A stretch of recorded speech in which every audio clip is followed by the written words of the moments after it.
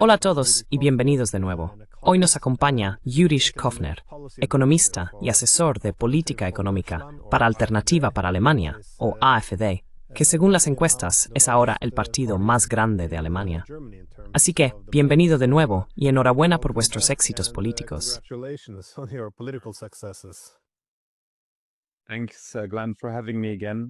Gracias, Glenn, por invitarme de nuevo.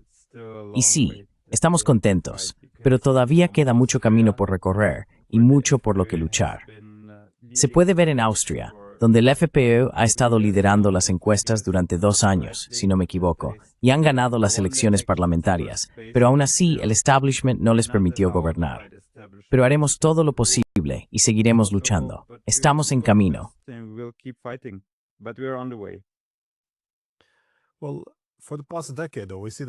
Bueno, durante la última década hemos visto que Europa ha estado atravesando problemas socioeconómicos y de seguridad muy graves, que ahora se traducen en una crisis de legitimidad en el sistema político. Como ha sugerido, intentar excluir al partido que la gente realmente quiere es, por supuesto, uno de estos problemas. Ahora, tu partido político, la AfD, si no me equivoco, se fundó en 2013. Sin embargo, la semana pasada Político informó que la AfD es ahora el partido más popular del país. Por supuesto, lo describen como de extrema derecha, lo que significa que no se puede decir nada bueno sobre ellos. Sin embargo, la respuesta parece haber sido criminalizar e incluso intentar prohibir el partido.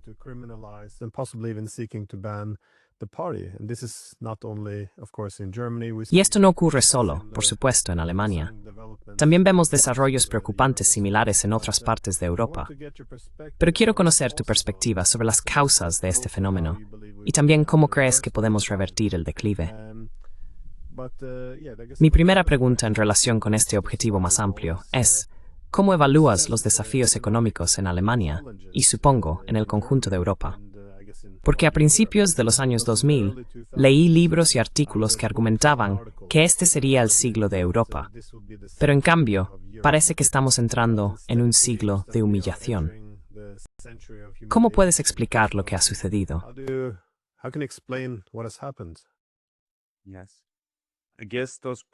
Supongo que esos libros estuvieron influenciados por Francis Fukuyama y sus ideas sobre la victoria del globalismo y el liberalismo, y que Europa, como supuesto defensor de esos valores, debería estar por encima. Creo que esa era la mentalidad en aquel momento, y lamentablemente sigue siéndolo.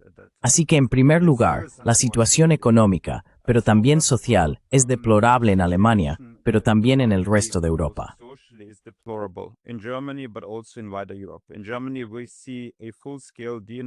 En Alemania, estamos presenciando una desindustrialización a gran escala, que, para ser sincero, y no estoy exagerando, es incluso más drástica que lo que vimos durante los bombardeos de Alemania en la Segunda Guerra Mundial. Si observas las cifras de ingenieros y trabajadores industriales que se están quedando sin empleo, estamos hablando de cientos de miles en los últimos años, especialmente en los últimos 3 años. Si miras el número de plantas de fabricación industrial que están cerrando, por ejemplo, la producción industrial está ahora un 25% o incluso más por debajo de lo que debería estar si extrapolamos las tendencias hasta 2018 o 2019. Si analizas el PIB alemán, por ejemplo, y también extrapolas la tendencia, hemos visto una recesión y estancamiento desde 2019 y ahora estamos aproximadamente un 20% por debajo de la tendencia.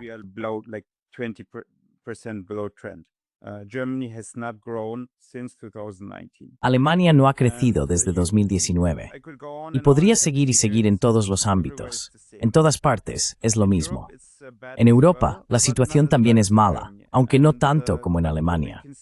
Pero lo que podemos ver en Europa es que Europa ya no importa, ni políticamente, como hemos visto, ni geoestratégicamente, como se ha demostrado con la reciente reunión entre Trump y Putin en Alaska, y cómo los líderes europeos, si es que se les puede llamar así, fueron convocados a Washington unos días después. Cómo se sentaron y tomaron notas de lo que Trump tenía que contarles sobre la reunión, lo cual es muy simbólico. Y esta es la imagen de toda la Unión Europea, porque Europa no ha sido capaz, la Unión Europea no ha sido capaz de crear grandes corporaciones industriales, tecnológicas o digitales como lo ha hecho Estados Unidos.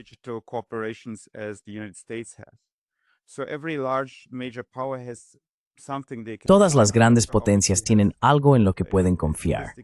Rusia obviamente cuenta con un ejército sofisticado y fuerte, recursos energéticos y así sucesivamente. Además, algunas grandes corporaciones tecnológicas, exploración espacial, etc. China, por su parte, tiene grandes corporaciones, una amplia base de poder y una base industrial. Estados Unidos dispone de grandes empresas tecnológicas, alta tecnología, inteligencia artificial actualmente y grandes plataformas. ¿Qué tiene Europa? Europa ya no cuenta con grandes corporaciones de alto valor.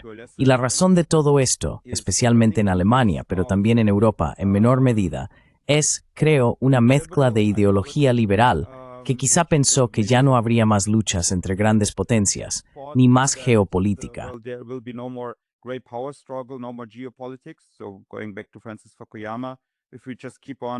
Así que volviendo a Francis Fukuyama, si seguimos fingiendo que no hay una política real, que no hay políticas reales, entonces todo irá bien. Y también, por supuesto, en un grado aún mayor, existe este impulso ideológico hacia una economía verde, que supongo se basa en parte en una mentalidad de estar en una torre de marfil. Si alguna vez has estado en la Comisión Europea o en el Parlamento Europeo, sabes a lo que me refiero. No solo viven en una idea, sino que de hecho, si miras sus despachos, viven en una torre de marfil. No sienten lo que es vivir como un trabajador industrial en Alemania Occidental o como un agricultor en Rumanía.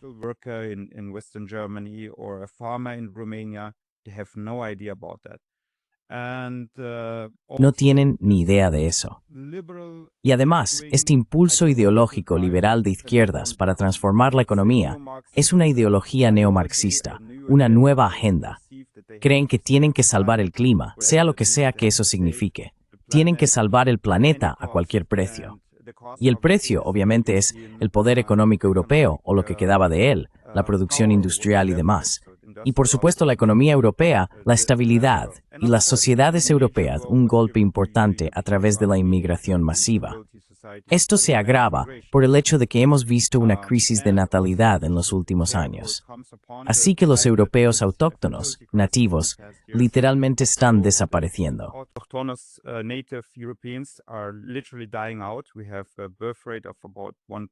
Tenemos una tasa de natalidad de aproximadamente 1,3 a 1,5, dependiendo del país. Y lo interesante es que esto se observa en todos los ámbitos. Se ve en naciones muy liberales, globalistas e individualistas como Alemania o Inglaterra, y también en países donde se pensaría que deberían tener políticas de hecho tienen políticas muy pronatalistas y profamilia como Hungría o Polonia, por ejemplo. Pero si se observan las cifras, sigue siendo lo mismo.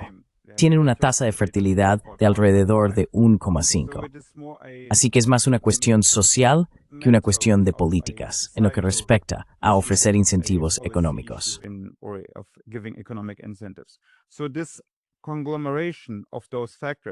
Así que esta conglomeración de factores es como una tormenta perfecta para la Unión Europea.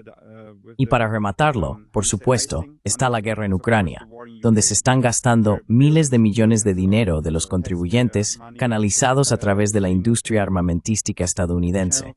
Porque lo que está ocurriendo, y Trump lo dice abiertamente, es que los europeos tienen que pagar por comprar tanques estadounidenses, drones estadounidenses y demás que se envían a Ucrania.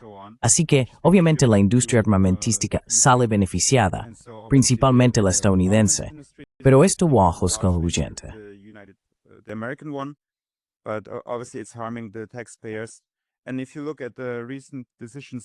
Y si observas las decisiones recientes tomadas en la Comisión Europea, por ejemplo, 850.000 millones de euros para lo que se llamó Rearmar Europa, ahora lo han rebautizado como Europa Resiliente, si no me equivoco. Porque a la Unión Europea le gusta poner buenos nombres a cosas malas, cosas terribles. 850.000 millones, que es más que el Fondo de Recuperación, el Next Generation EU. Otro juego de nombres, por supuesto, o una definición eufemística más, que era de 750 y ahora ronda los 810.000 millones. Pero lo que quiero decir es que no es posible soportar todos estos costes.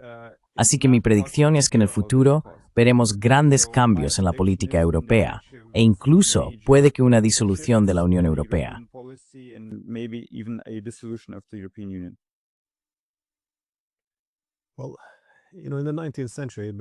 Bueno, ya sabes, en el siglo XIX comenzó con Estados Unidos, con el sistema americano. Luego se extendió a Francia, Alemania, Rusia. La idea de, bueno, ahora lo llamamos soberanía tecnológica, la idea de que necesitas tener cierta autonomía industrial, tu propia base manufacturera, para poder disfrutar de una autonomía política plena. Hoy en día, como has sugerido, la digitalización de las industrias es muy importante. Ahora, vemos en Alemania que tiene cierto sentido porque la industria pesada intensiva en energía ha estado teniendo dificultades, desde la infraestructura hasta la mano de obra cualificada, pasando por los costes laborales.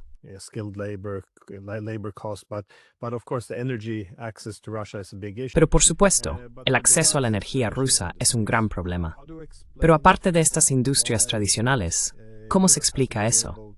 ¿Por qué Europa no ha sido capaz de desarrollar plataformas digitales de alta tecnología para tener un ecosistema digital autónomo y eficaz? De nuevo, uno señalaría a Alemania, porque si Europa aspiraba a esto, yo daba por hecho que los alemanes tendrían que liderar. No estoy seguro, bueno, posiblemente, no estoy seguro de dónde más podría surgir, quizás de Reino Unido. Pero si ahora miramos los 20 sitios web digitales más visitados del mundo, vemos que solo uno es europeo, y es Yandex, que es una empresa rusa.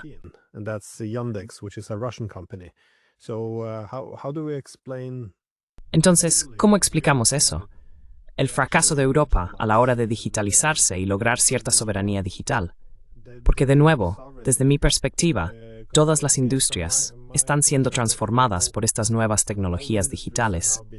Estas grandes plataformas digitales que originalmente se dedicaban a las tecnologías de la comunicación, ahora están entrando en todas las industrias físicas, en cosas que normalmente pertenecían al mundo físico.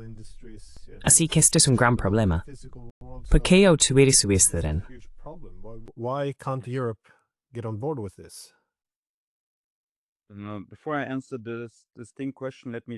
Antes de responder a esta pregunta concreta, permítame retroceder un paso más, porque creo que ha tocado un tema muy importante aquí. Creo que el futuro estará definido por tres factores: los costes energéticos, la tecnología, es decir, la tecnología digital, inteligencia artificial, y la demografía. Y Alemania o Europa ha salido perdiendo en los tres aspectos. Si observamos la energía, desde los años 70, el gas ruso barato fue uno de los pilares del crecimiento industrial alemán y en mayor medida de la Unión Europea. Ahora nos hemos desconectado de ello por nuestras propias acciones a través de las sanciones europeas. Y Alemania, quizá solo una anécdota interesante sobre este punto.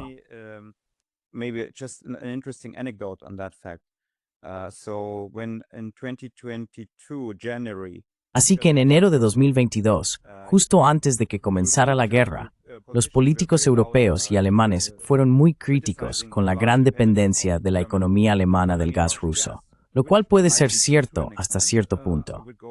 Yo diría que era aproximadamente el 40% de las importaciones totales de gas de Alemania.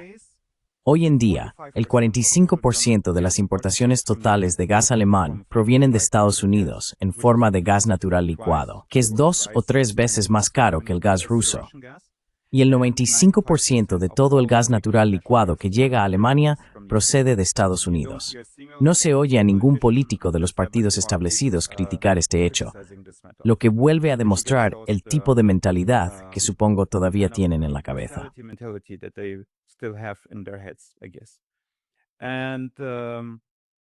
Así que Alemania tiene uno de los costes energéticos más altos del mundo, y esa es una de las principales razones por las que nos estamos desindustrializando.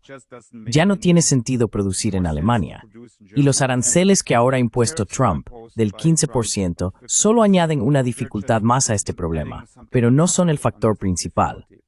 Los factores principales son, por ejemplo, los altos costes energéticos, los altos impuestos y la falta de mano de obra cualificada. En cuanto a las plataformas digitales, las empresas digitales, la inteligencia artificial, etc., Creo que, de nuevo, no hay un solo factor al que debamos culpar de que Europa se haya quedado atrás o no haya producido nada significativo.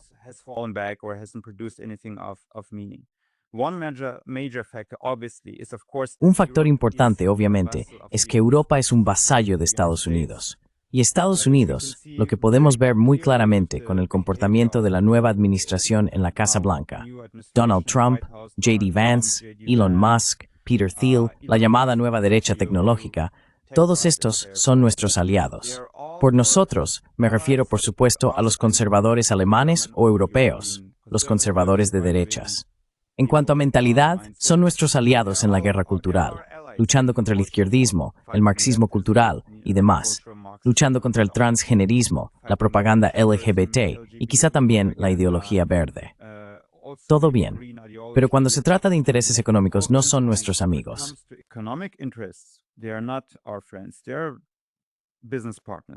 Son socios comerciales, están persiguiendo sus propios intereses nacionales.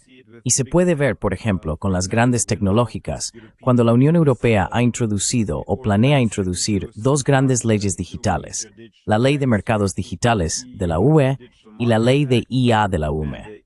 Como parte de las negociaciones entre Trump y Ursula von der Leyen sobre este acuerdo arancelario, ha habido discusiones continuas sobre la posibilidad de eximir a las empresas tecnológicas estadounidenses, las grandes tecnológicas, las grandes plataformas, de todas esas regulaciones. Así que, cuando tienes una situación en la que el 95% de todas las plataformas digitales, de todos los servicios digitales utilizados por los europeos, son plataformas estadounidenses, eximir a esas plataformas de todas esas regulaciones significa que esas regulaciones no tienen ningún sentido.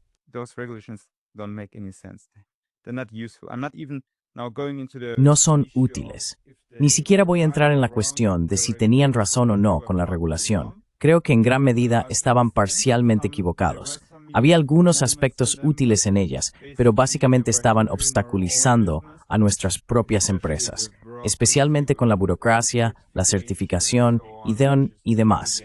Lo que de nuevo es como echar arena en los engranajes de nuestra economía. Esto también es un factor que nos impide desarrollar nuestras propias grandes tecnológicas. Pero hay otro factor importante, el vasallaje de Europa hacia Estados Unidos y el hecho de que los estadounidenses no nos permitan tener nuestras propias grandes empresas tecnológicas.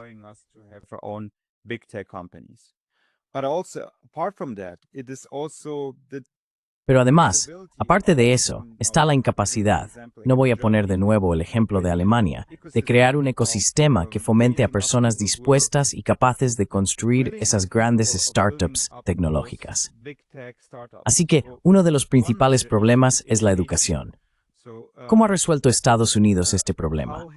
Estados Unidos ha resuelto el problema de encontrar ingenieros, programadores y demás altamente cualificados, atrayéndolos de todo el mundo. Profesionales indios, personas de Rusia, de Europa, de todas partes. Han llevados a Silicon Valley. Algunos de ellos proceden de Estados Unidos, pero la mayoría ha venido del extranjero.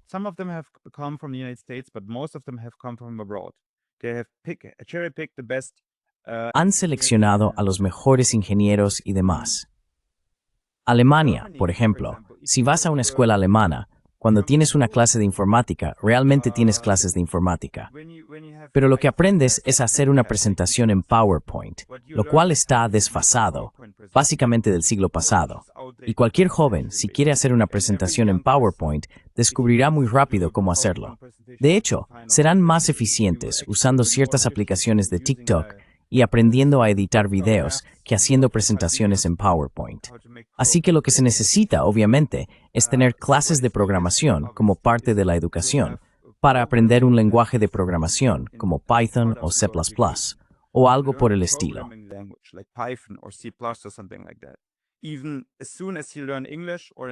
Incluso tan pronto como aprendas inglés u otro idioma extranjero, deberías aprender programación. En la Federación Rusa, por ejemplo, ahora está en todas partes. En cada escuela básica hay opciones para aprender programación, porque este es el nuevo idioma del futuro. Es incluso más importante que aprender un idioma extranjero, porque hoy en día puedes simplemente ponerte un ordenador en el oído y te traducirá el chino al inglés o al ruso, y así sucesivamente. Así que es más importante aprender a programar el dispositivo que tendrás en el oído. No estamos formando mano de obra cualificada en Europa ni en Alemania para la economía del futuro. Estas son cosas básicas que un gobierno debería proporcionar.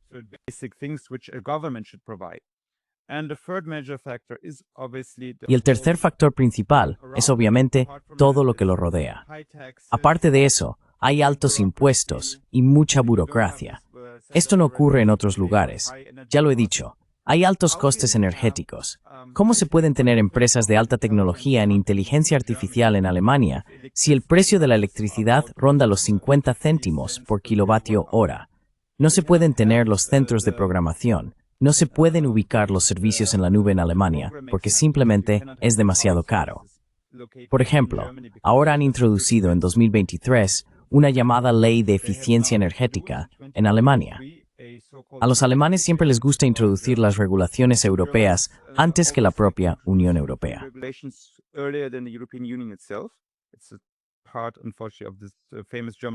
Lamentablemente, es parte de esta famosa mentalidad alemana ser muy proactivos, implementar exigencias antes de que realmente se requieran.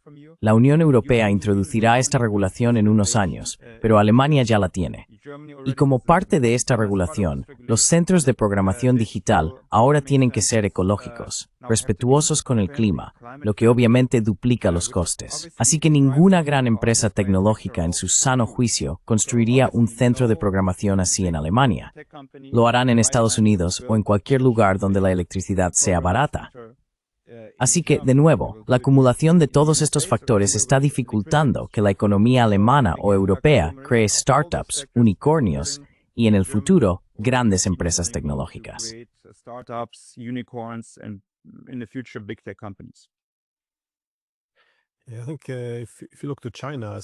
Creo que si miras a China como el principal país que ahora está impulsando estas nuevas tecnologías que requieren estos potentes centros de datos, en realidad ahora tienen precios de energía a la baja porque están promoviendo esencialmente todas las ramas de la energía. Están desarrollando todo de manera bastante agresiva, así que tendrán una enorme ventaja competitiva, no solo sobre los europeos, sino también sobre los estadounidenses. Mencionaste lo que pueden hacer los gobiernos. A menudo me gusta el ejemplo de Corea del Sur, porque hasta la década de 1960 siempre estaban formando a la gente, educándola, pero los mejores siempre se iban a trabajar a Estados Unidos. Es decir, solo formaban trabajadores cualificados para los estadounidenses. Pero lo que el gobierno podía hacer era ayudar a construir plataformas nacionales, no digitales, sino plataformas para absorber a los trabajadores eléctricos, a los diferentes ingenieros en empresas nacionales, similar a lo que hacían los japoneses. Y así es como un país podía asegurarse de construir su propia soberanía tecnológica y evitar que simplemente todos los mejores se fueran a Estados Unidos.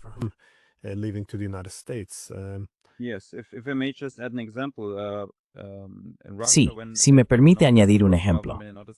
En Rusia, cuando el gobierno ruso notó que muchos especialistas en informática estaban abandonando el país tras el inicio de la guerra en Ucrania, ofreció numerosos incentivos para que los especialistas rusos en TI regresaran a Rusia. Por ejemplo, si regresabas a Rusia, recibías un préstamo para comprar una casa sin intereses, y otras ventajas, como ingresos libres de impuestos durante un cierto periodo, y así sucesivamente. Y funcionó. Lo sé por experiencia personal, por hablar con rusos que vinieron a Alemania. Tenían esta imagen de Alemania como el país del que les hablaron en los años 90, que en ese momento seguía siendo un país muy atractivo. Y luego ven la inmigración masiva, ven cómo todo se está deteriorando.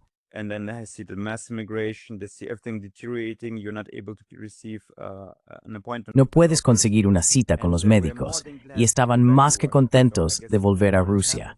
Así que supongo que más de la mitad de esas personas que se fueron, los profesionales de TI, unos 200,000, habían regresado a Rusia para 2023. Eso es solo un ejemplo. Y tienes toda la razón. Un gobierno debería implementar políticas para incentivar la creación de entidades empresariales nacionales soberanas que sean capaces de generar valor añadido en el futuro. Y uno de los factores principales es la energía barata. Hay un estudio famoso de una universidad sueca que demuestra que no existe ninguna nación industrial desarrollada en el mundo que no tenga energía barata. No hay ninguna, no las ha habido en el último siglo. Así que esa idea de que, vamos a diseñar iPhones, no es cierta.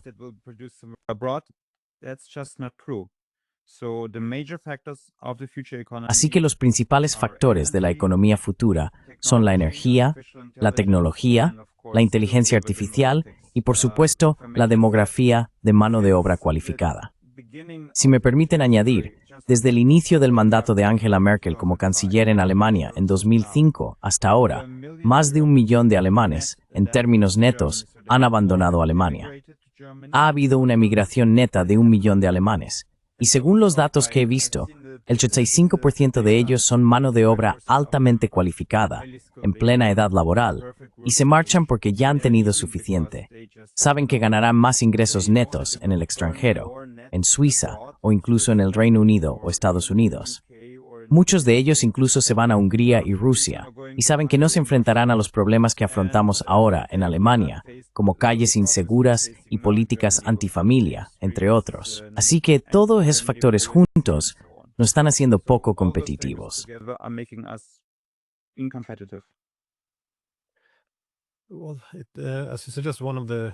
Bueno, como sugieres, uno de los factores que aparentemente contribuyen al declive de Europa es también que la relación con Estados Unidos no ha sido realmente, digamos, reconceptualizada.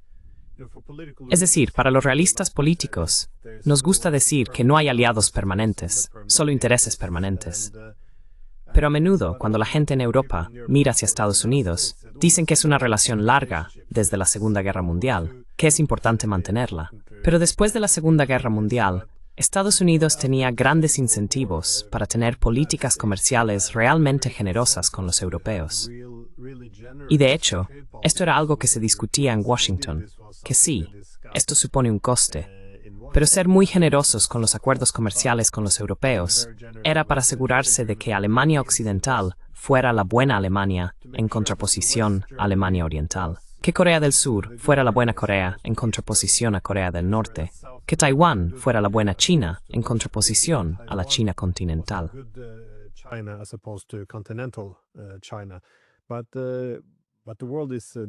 Pero el mundo es diferente. Ya no tienen la misma capacidad. Ahora que el mundo se está volviendo más multipolar, ves que Estados Unidos tiene menos que ofrecer a los europeos. Y exigen más porque exigen lealtad. No comerciéis con los rusos, los chinos. ¿Por qué no vais también contra los indios? Además, uníos a nuestras sanciones contra los iraníes. Así que exigen más y ofrecen menos. Pero incluso cuando los europeos parecen ahora esforzarse por ganarse el favor de Washington, Washington ni siquiera quiere estar en Europa. Dicen abiertamente, nuestra prioridad ahora es girar hacia Asia. Sin embargo, he notado que en otras partes del mundo, ya sea en Japón o Corea del Sur, ahora discuten abiertamente. Nos hemos hecho demasiado dependientes de Estados Unidos.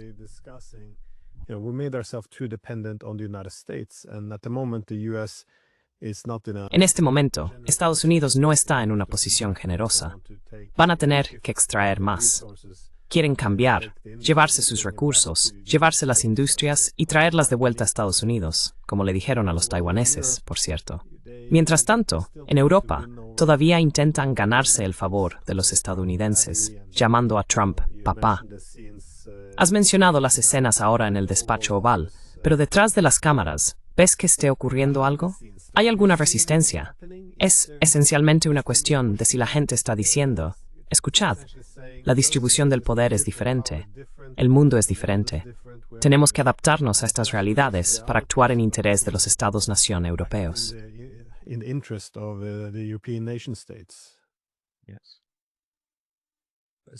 Sí. Así que sí, efectivamente lo que observo cuando escucho los debates, ya sea en el Bundestag a nivel federal o a nivel estatal en Baviera, donde también se asesora sobre política económica, es algo realmente asombroso desde mi experiencia. Lo que ha ocurrido es que políticos de la CDU y la CSU, los partidos conservadores, o llamémoslos conservadores solo de nombre, que siempre han sido muy transatlánticos y siempre han aprovechado cualquier oportunidad para llamarnos putinistas y colaboradores chinos y lo que sea, porque nosotros como los Alte Hüter y los Huggers, creo que se llaman así. Sí, efectivamente.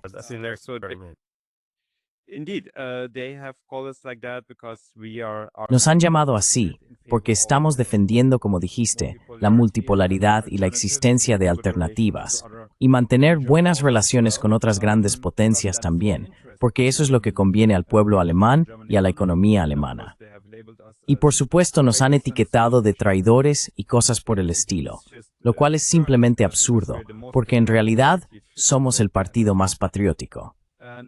Lo que me sorprendió es que incluso en sus discursos ahora, después de que Trump se convirtiera en presidente de Estados Unidos por segunda vez, han utilizado palabras y tonos. ¿Son de izquierdas? ¿Se han convertido en gente de AfD? Porque se han vuelto muy antiestadounidenses en sus discursos. Así que no estoy seguro de que eso sea muy genuino.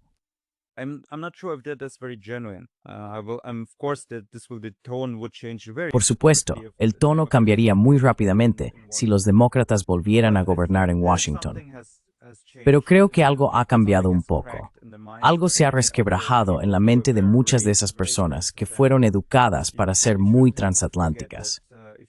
No hay que olvidar que si uno observa todos los principales medios de comunicación en Alemania, si mira todas las grandes empresas, si observa todos los partidos establecidos, todos los líderes de esos grupos, y de nuevo, no estoy exagerando ni sobreenfatizando, ni siendo demasiado populista con esto, todos ellos fueron formados en lo que se llaman programas de jóvenes líderes.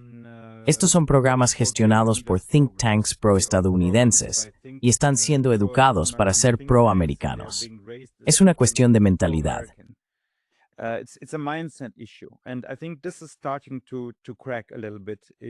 Y creo que esto está empezando a resquebrajarse un poco en Alemania y en Europa. Y esto es algo bueno, supongo, algo bueno que está ocurriendo, porque esos políticos también estaban muy confundidos sobre cómo etiquetarnos ahora. Entonces, ¿somos putinistas o trumpistas? Porque ya sabes, Elon Musk dijo que solo la AfD puede salvar a Alemania, y Trump y Vance hablaron a nuestro favor, y Marco Rubio también. Así que básicamente no les cuadra. Algo se ha roto en su mentalidad. ¿Cómo evolucionará esto? Si esta semilla en sus mentes crecerá.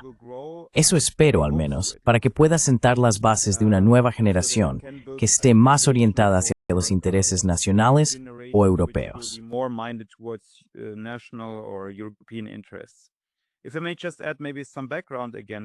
Si me permiten añadir un poco más de contexto. La cuestión es que Donald Trump, por supuesto, argumenta con razón que los aranceles desde los años 80 han favorecido a la Unión Europea o la Comunidad Europea. Europa tenía aranceles mucho más altos que Estados Unidos, así que los europeos exportaban muchos productos a Estados Unidos. Pero por otro lado, lo que él no menciona es que todos los dólares que recibíamos, los gobiernos europeos o las empresas europeas, a través del sector trade, se utilizaban para comprar en Estados Unidos. Este superávit exportador estuvo financiando la enorme masa de dinero en el resto de los Estados Unidos.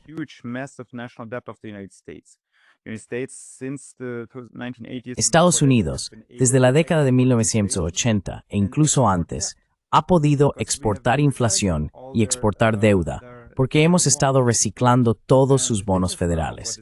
Y la cuestión es que, ahora, como bien has dicho, Estados Unidos ya no puede permitírselo, porque han vivido dentro de esta estructura que tuvieron que construir. Deuda pública, globalización, producción en el extranjero, pero haciendo que todo el valor regresara a Estados Unidos. Este tipo de política ya está rota, porque especialmente si miras ciudades como Detroit o estados como Ohio, de donde es J.D. Vance, quieren devolver la industria a esas regiones porque la gente allí está destrozada por el alcoholismo, por las drogas, debido a esta política globalista de deslocalización.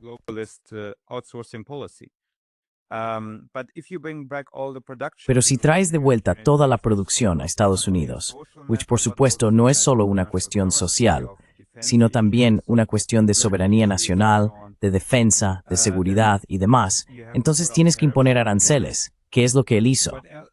Pero, ¿qué hacen entonces los europeos? exportarán menos a Estados Unidos, pero también serán menos capaces de comprar valores estadounidenses. Y entonces, ¿quién financiará la deuda estadounidense? Ese es un problema importante para Trump ahora.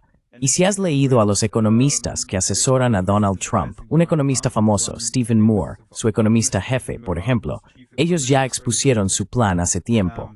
Bueno, no hace tanto, el 24 de noviembre.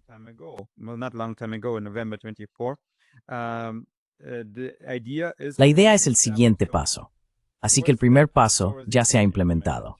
Aranceles. Aranceles altos para reindustrializar Estados Unidos y obtener ingresos por aranceles.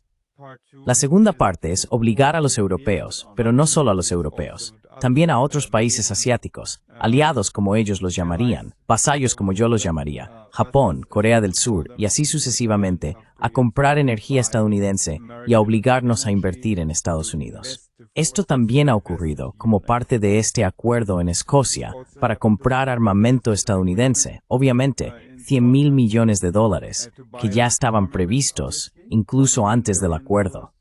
Si recuerdas lo que decían los líderes europeos, decían que comprarían armamento estadounidense.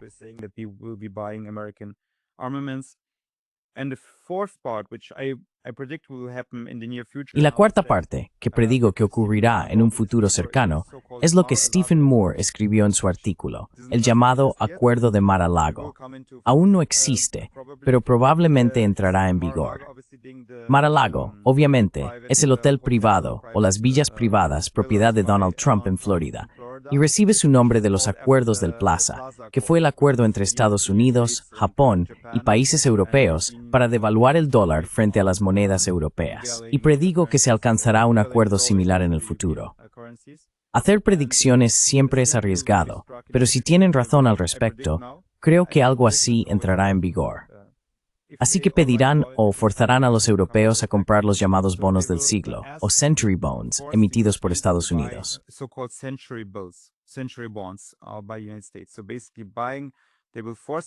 Básicamente, nos obligarán a comprar bonos estadounidenses, pero estos no se devolverán en 3 años ni en 10 años, sino en 100 años.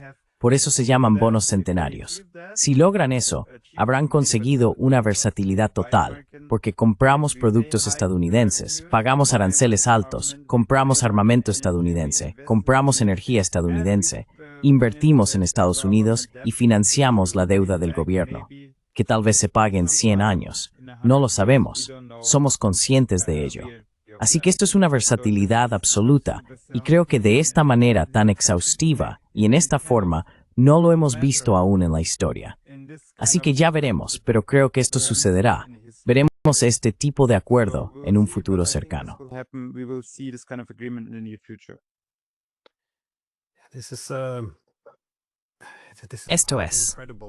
Esto es tan increíble que no hay imaginación política para concebir una política diferente a esta completa subordinación. Pero esto es algo curioso con los europeos, porque o bien tienen que seguir ciegamente a Estados Unidos, o ser antiamericanos y odiar a América. A mí me gusta América. Creo que los estadounidenses tienen una economía importante. Tenemos una fuerte conexión civilizacional. Deberíamos llevarnos bien.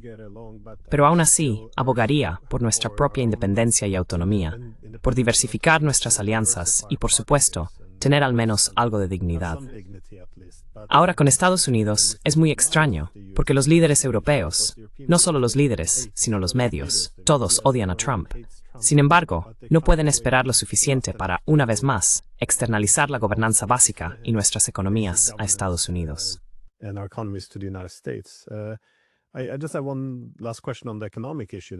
Solo tengo una última pregunta sobre el tema económico, y es que el canciller Merz expresó recientemente su deseo de que Alemania se convierta en líder militar en Europa. Además, vinculó esto al crecimiento económico, una forma de keynesianismo militar. Así que, en lugar de fabricar coches e industria pesada, construyamos armas. Esto, en teoría, debería ocuparse de la confrontación con Rusia, pero también reconstruir las industrias alemanas. Dicho esto, ahora que todas las armas se compran a Estados Unidos, ¿qué ocurre con estos enormes planes de gasto de Merz y estos objetivos de construir una poderosa industria militar europea o alemana?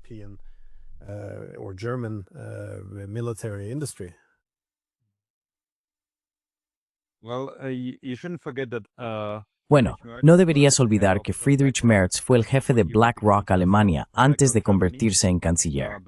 BlackRock, obviamente, es una de las mayores corporaciones financieras del mundo, con un valor neto superior al PIB de muchos países. BlackRock posee alrededor del 12% del DAX, las empresas que cotizan en la bolsa alemana, las 40 mayores empresas alemanas, junto con Vanguard Group y otros fondos estadounidenses. Poseen, dependiendo de cómo se cuente, entre el 40 y el 60% de las mayores corporaciones alemanas. Así que ese es otro aspecto de que somos un vasallo de Estados Unidos. Y lo que vemos en Alemania, en lugar de abordar los problemas reales para crear crecimiento gubernamental, y son bastante simples para ser honestos, es tener energía barata, detener la transición energética, volver a la energía nuclear, gas barato, ya sea de Rusia u otras fuentes.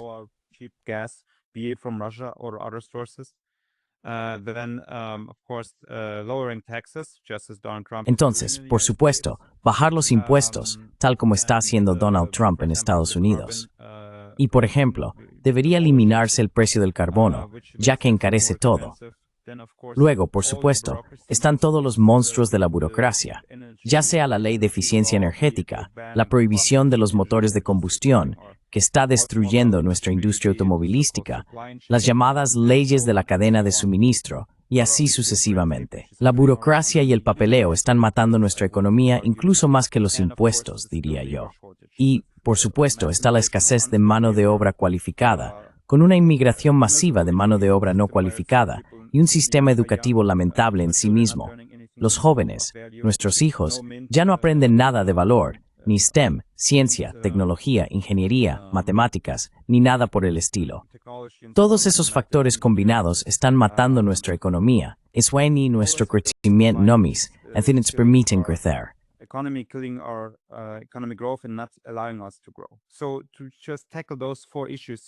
Así que abordar solo esos 4 problemas básicamente significaría tener un nuevo milagro económico, como el que tuvimos en los años 50 y 60.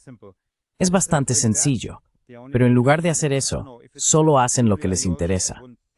No sé si es puramente ideológico, no diría eso. Es en parte ideología, keynesianismo, una mentalidad de izquierdas que cree que cada problema debe resolverse simplemente inyectando enormes cantidades de dinero, transformación ecológica, armamento financiado por una deuda gigantesca. Así que, si has seguido un poco los debates en Alemania, básicamente hubo un golpe de Estado financiero en Alemania, porque el canciller, incluso antes de las elecciones, en los últimos segundos del último gobierno, organizó una mayoría en el Parlamento alemán que ya no había sido elegida. Así que el nuevo Parlamento fue elegido.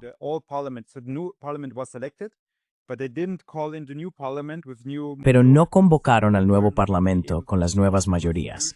No habrían podido cambiar la Constitución para permitir la cancelación del freno de la deuda y obtener esta nueva autorización de endeudamiento para el gobierno. Utilizaron el Parlamento antiguo y con eso consiguieron la mayoría, lo que básicamente equivale a un golpe de Estado. Fue, en esencia, contrario a la Constitución, pero lo hicieron de todos modos. Merz fue el líder de esto. Ni siquiera era el canciller en ese momento. Y ahora, Alemania ha emitido nueva deuda por 850.000 millones de euros, lo que supone más deuda en un solo año, o básicamente en los próximos 4 años, de la que hemos tenido desde la fundación de la República Federal de Alemania en 1949. Imaginad la enorme magnitud de la deuda que estamos contrayendo ahora. Así que, dicho todo esto, ¿quién se beneficiará de ello?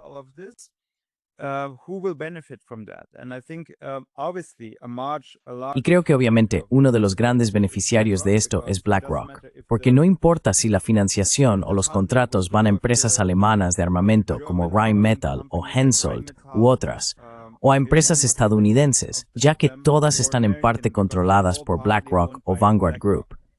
Pero evidentemente, una gran parte irá a las empresas estadounidenses de armamento. Pero una parte, quizá un 15%, un 20%, incluso un 30%, da igual, irá a empresas alemanas de armamento. Y entonces tendrá nuevos contratos y nueva financiación.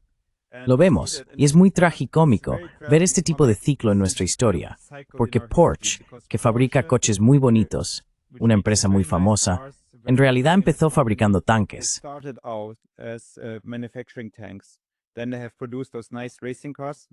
Luego han fabricado esos bonitos coches de carreras. Ahora vuelven a decir que no tiene sentido para nosotros producir coches bonitos con un motor de combustión interna. Nadie quiere conducir un coche bonito con una batería eléctrica. Todo el mundo quiere tener el sonido y la sensación de un motor de combustión interna. Así que no tiene sentido para nosotros. La gente no quiere comprarlos, así que volveremos a fabricar tanques. Básicamente, eso es lo que dijeron recientemente en su nuevo comunicado. Y vemos lo mismo con todas las demás empresas alemanas de fabricación de automóviles y demás. Así que es muy triste, y no soy capaz de decirte a dónde nos llevará esto. Quizá solo algunas notas positivas, quizá algunos aspectos buenos que veo.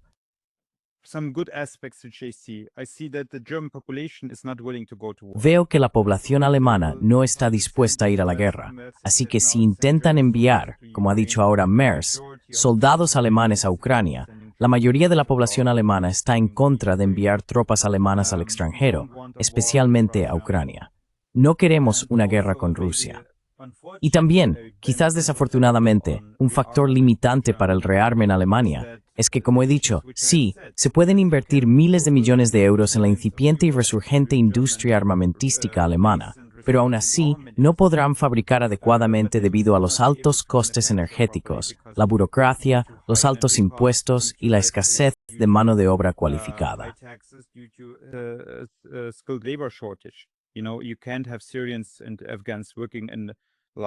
No se puede tener a sirios y afganos trabajando en grandes fábricas y plantas de tanques. Es simplemente imposible con los costes de electricidad y gas más altos del mundo. Así que quizá esto obstaculice el rearme de Alemania. Y con suerte, para 2029, cuando se celebren las próximas elecciones, o incluso antes, seguiremos teniendo esta pesada carga de impuestos, deuda y costes energéticos. Absolut juro esto puede Strahl, que los alemanes voten por un gobierno AfD.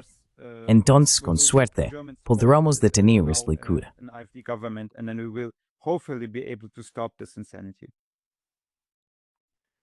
Mencionaste antes que mucha mano de obra cualificada ha estado saliendo de Alemania, mientras que mano de obra no cualificada ha estado entrando. Ya han pasado 10 años desde que Angela Merkel dijo, ya sabes, wir schaffen das. Perdona mi pobre alemán. Pero sí, podemos hacerlo. Es decir, podemos gestionar la llegada de este millón de personas al país. Pero supongo que, en retrospectiva, si Alemania lo hubiera gestionado bien, ahora estarían proclamando su éxito. Se están revirtiendo ahora algunas de estas ideas, afirmaciones o políticas.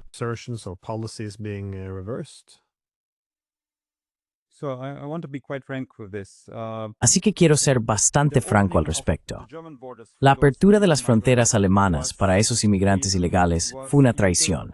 Fue ilegal según nuestra constitución y fue el mayor ataque a Alemania desde 1945. Los problemas causados por la inmigración masiva son tan enormes que incluso la desindustrialización y todos los demás factores palidecen en comparación. Ahora, tenemos más de 5 a 6 millones de personas que han venido a Alemania. Tenemos 3,4 a 3,5 millones de personas de los países de asilo, en parte también de Ucrania. Hemos visto una reducción de la población étnica alemana autóctona desde los años 60, así que ahora estamos en torno al 75% o menos. El 70% son alemanes étnicos. El resto son todos extranjeros que han venido a Alemania. Obviamente muchos de ellos se han integrado.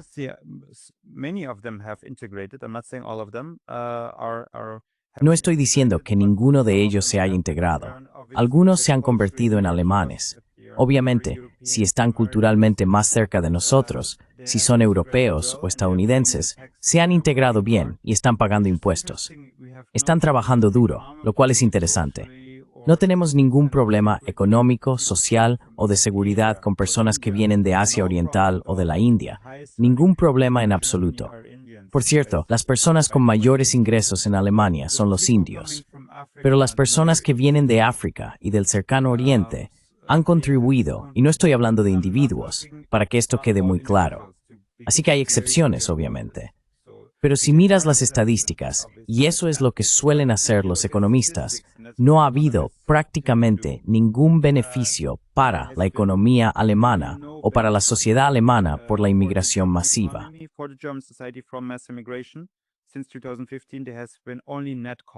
Desde 2015, solo ha habido costes netos. Y confiamos en la idea de que esas personas resolverán el problema de la escasez de mano de obra cualificada, que pagarán las pensiones de los alemanes que están envejeciendo, y que habrá un impulso para nuestra economía. Así que, repasando esto paso a paso y viendo lo que realmente está ocurriendo. En 2014, vi esto, la Bundesagentur für Arbeit, la agencia alemana de empleo, dijo en 2014 que había algunos problemas en ciertos sectores de la economía donde no había suficiente mano de obra cualificada. Pero básicamente, en general, no había escasez de mano de obra cualificada en 2014. En 2025, nos faltan entre 500.000 y 600.000 puestos de trabajo cualificados. No podemos cubrir esos empleos. No los tenemos. No podemos construir una economía de TI.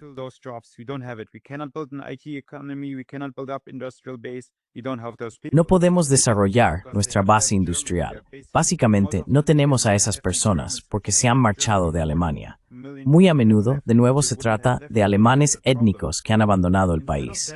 Más de 1 millón de personas se han ido.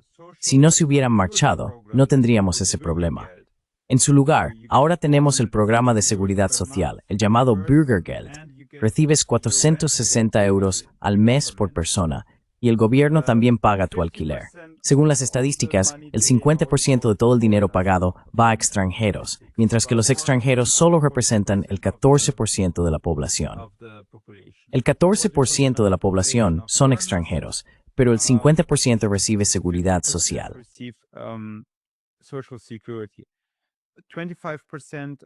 El 25% son personas con antecedentes migratorios, por lo que en parte tienen pasaportes alemanes. El 65% de todas las personas que reciben asistencia social son personas con antecedentes migratorios. Así que si conoces el caso de Estados Unidos, donde existe el problema de que la mano de obra poco cualificada de México está quitando empleos poco cualificados en Estados Unidos, trabajando en McDonald's, limpiando, etc., allí tienen ese problema. En Alemania, ni siquiera tenemos ese problema. Tenemos personas que migran directamente a nuestro sistema de asistencia social. Ni siquiera acceden a nuestros puestos de baja cualificación o bajos salarios porque no lo necesitan. No son tontos.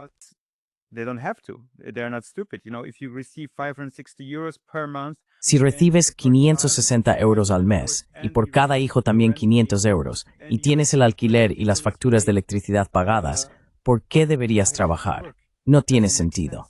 Y ni siquiera culpo a esas personas, porque simplemente hacen lo que creen que es mejor para sus vidas. Culpo al gobierno, que ha permitido todo esto. Y obviamente, no hemos resuelto nuestro problema de pensiones. Ahora, los contribuyentes alemanes están pagando más de 100.000 millones de euros cada año al sistema de pensiones para mantenerlo a flote, procedentes de los impuestos, además de las cotizaciones a la seguridad social y las aportaciones a las pensiones que ya pagas en tu nómina, que ya es un 20%. Y encima de eso,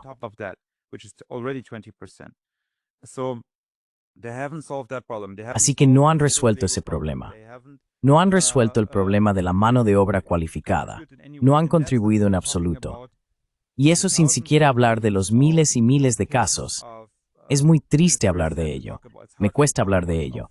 De niños pequeños violados, mujeres violadas, personas atacadas con cuchillos en ciudades alemanas. Eso es algo que no se puede compensar con ningún tipo de beneficio económico que podamos recibir. Por eso digo que ha sido el mayor ataque contra Alemania desde 1945. Y esta Verschaffung ha sido una traición absoluta contra los intereses alemanes, contra el pueblo alemán.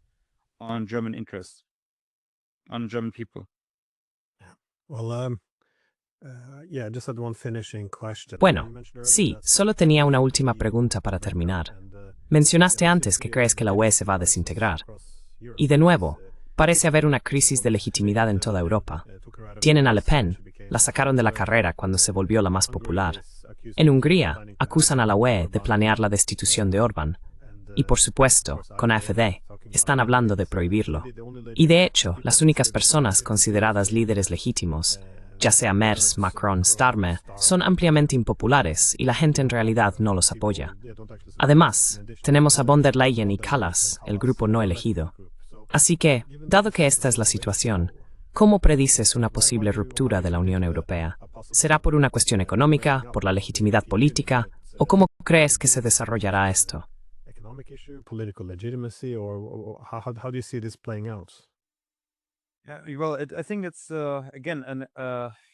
Bueno, creo que, de nuevo, es una combinación de todos esos factores. En gran medida, se decidirá en los bolsillos de la gente y en sus cuentas bancarias, porque lo que hemos estado viendo ahora en Alemania es solo un preludio de lo que veremos en el futuro. Por ejemplo, en 2027, el precio del carbono aumentará. El impuesto al carbono sobre la gasolina y la calefacción subirá.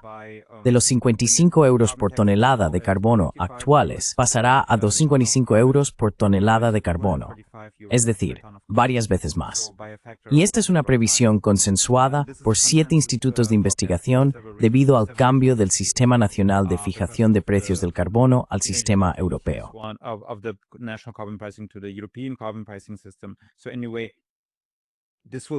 De todos modos, esto hará que todo sea más caro. Conducir, calentar la casa, comprar alimentos en el supermercado, todo, porque obviamente todo depende de la energía. Y todas esas nuevas leyes burocráticas, por ejemplo, las regulaciones de eficiencia energética de la Unión Europea, las normativas sobre calefacción en la Unión Europea, cómo puedes o no puedes construir tu casa, y así sucesivamente, todo en nombre de ser ecológicos. Todas esas regulaciones importantes entrarán en vigor a finales de la década de 2020 y principios de la de 2030. La prohibición de los motores de combustión es un ejemplo evidente de ello, así que sentiremos esos efectos. Los ciudadanos notarán esos efectos económicos a finales de la década de 2020 y principios de la de 2030.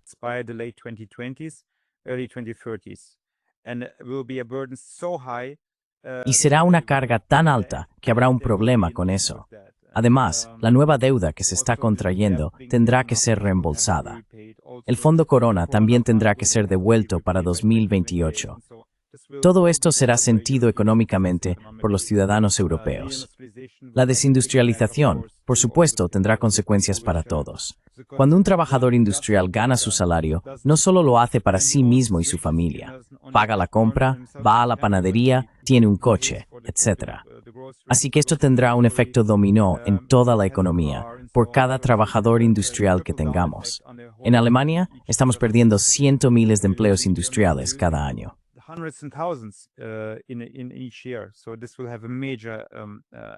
Así que esto tendrá un efecto de crisis importante en un futuro cercano. Luego, por supuesto, está la inmigración masiva, donde hay regiones en Alemania Occidental donde el 30 o 40% son extranjeros, hablan árabe y no hablan alemán. Esto tendrá grandes efectos en la gente y en su despertar. Y luego, la tercera parte, obviamente, es esta desaparición de la legitimidad. Porque ya sabes, una cosa es cuando las élites europeas y los medios europeos critican a Putin o a Xi Jinping por ser autócratas y demás, porque eso era algo lejano. Mucha gente nunca ha estado en China, nunca ha estado en Rusia, o tal vez solo ha estado en Rusia en los años 90 o durante la Unión Soviética, quizás. No han visto más que Rusia.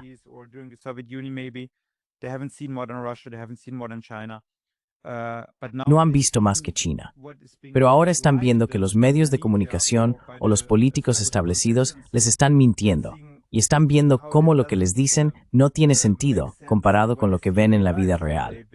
Así que les dicen, la AfD, todos son nazis, todos son antidemócratas, quieren dar un golpe de Estado. Y luego, ya sabes, el 26% de la gente, más de una cuarta parte de la población, ahora vota por la AfD. Y todo el mundo ya conoce a alguien que ha votado por la AfD. Y dicen, oye, pues le conozco desde hace 30 años. No es un nazi. Así que eso tampoco cuadra.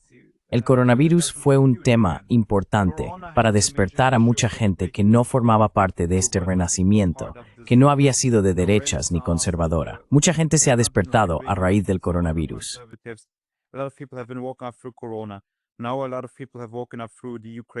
Ahora mucha gente ha despertado a raíz de la guerra en Ucrania y la propaganda en torno a ella. Y creo que los próximos problemas que veremos en el futuro serán cosas como la prohibición de partidos, o que a los políticos se les niegue la oportunidad de participar o ser elegidos, y así sucesivamente. Y la gente está viendo y escuchando lo que estos políticos realmente dicen, y se da cuenta de que no es algo radical, que lo que dicen es absolutamente correcto. Solo un último ejemplo. Todos los informes de la Agencia de Seguridad Interior alemana, la Verfassungsschutz, que está etiquetando a la AfD como supuestos extremistas de derecha. Si has leído esos informes, y algunas personas lo han hecho, porque los medios conservadores, incluso algunos de los grandes medios, los han publicado.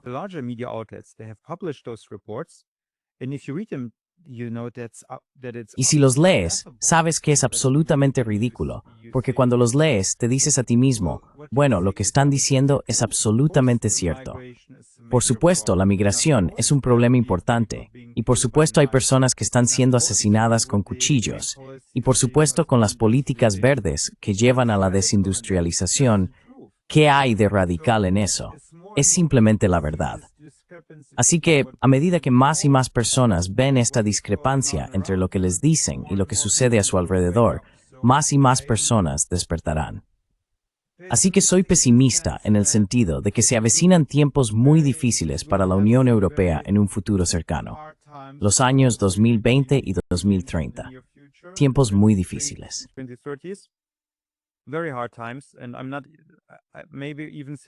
Y tal vez incluso una guerra civil, lamentablemente. Hay muchos investigadores que están prediciendo eso. Pero también existe la posibilidad de una renovación, porque mucha gente finalmente despertará. Y de nuevo, quiero dejar claro para quienes escuchan desde el Servicio de Seguridad Interna, no estoy a favor de este escenario. Solo digo que si las élites continúan con esta política, no habrá otro escenario en el futuro que ese. La gente despertará y ojalá tengamos una transición pacífica hacia una nueva comunidad europea. Si la mayoría de los gobiernos en Europa son conservadores de derechas y son capaces de llevar a cabo una reforma de la comunidad europea.